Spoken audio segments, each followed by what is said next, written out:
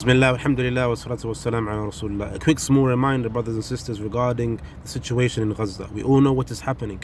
Allah Azza wa Jalla says in the Quran, brothers and sisters, إِنَّمَا الْمُؤْمِنُونَ إِخْوَةٌ, that verily we are brothers, one another, we are brothers.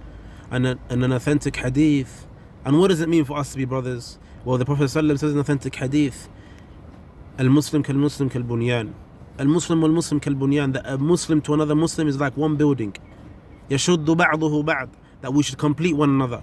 إذا اشتكى منه عضو يشعر سائر الجسد, that verily if one of the part of the limbs has any pain, meaning that's in comparison to if one of our brothers are suffering and our sisters in Gaza, we should feel it, it should affect us.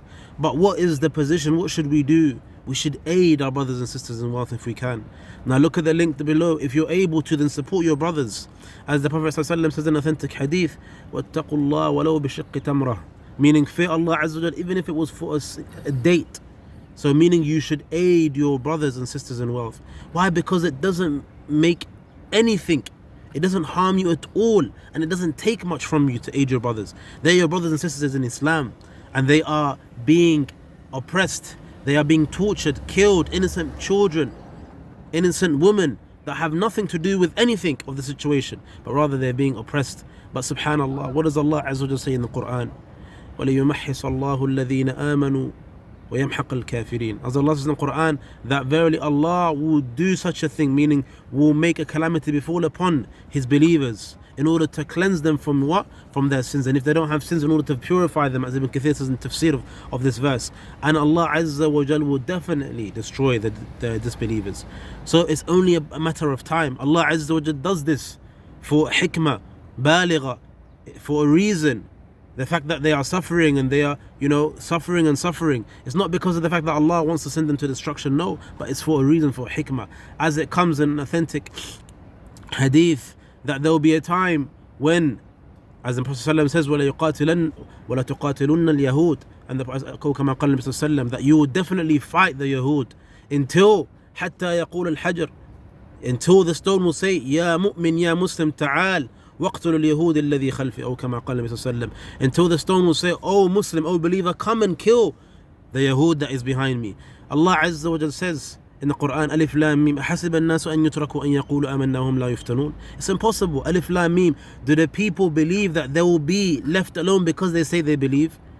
أَمْ حَسِبْتُمْ أَن تَدْخُلُوا الْجَنَّةَ وَلَمَّا يَعْلَمِ اللَّهُ الَّذِينَ جَاهَدُوا مِنكُمْ وَيَعْلَمَ الصَّابِرِينَ. Do you think that you will enter paradise without Allah knowing who from you are the mujahidun, who from you are the ones that will strive for His sake, and who from you will be the ones that will be patient? As Ibn Qayyim says in a beautiful statement, إن الله لا يبتلي المؤمن لكي يهلكه ولكن يبتلي المؤمن لكي يمتحن صبره. Ibn Qayyim says that Allah Azza wa Jalla doesn't test His believers in order to send them to destruction, but rather He tests His believers to see which one of them are patient. As Allah says in the Quran, and this is something, subhanAllah, when you think about it, it makes sense.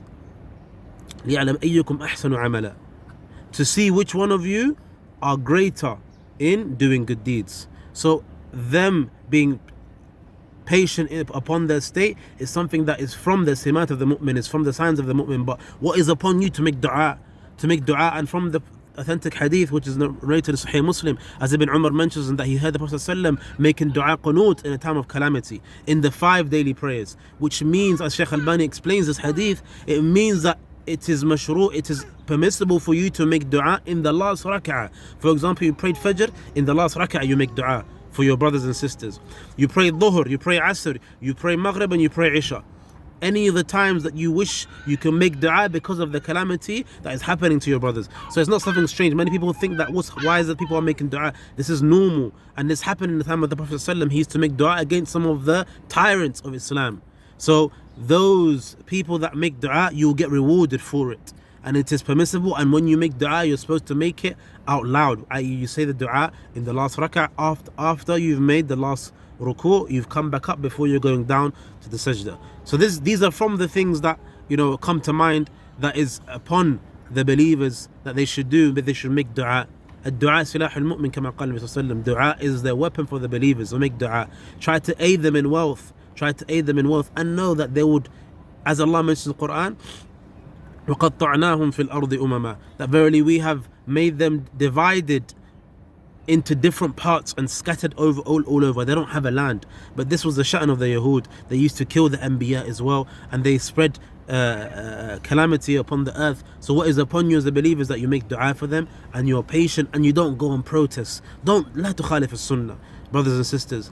Protesting is not from anything that which the Messenger ﷺ taught his companions, nor that the companions teach the tabi'een, and nor that the tabi'een teach the atba', and nor that the people that came before us teach any of the people that were upon the sunnah. It's not known from the sunnah, it's not known from the salaf that people would go and protest. It doesn't cause any khair, it causes shar. And this is from tashabbuh bil kuffar, from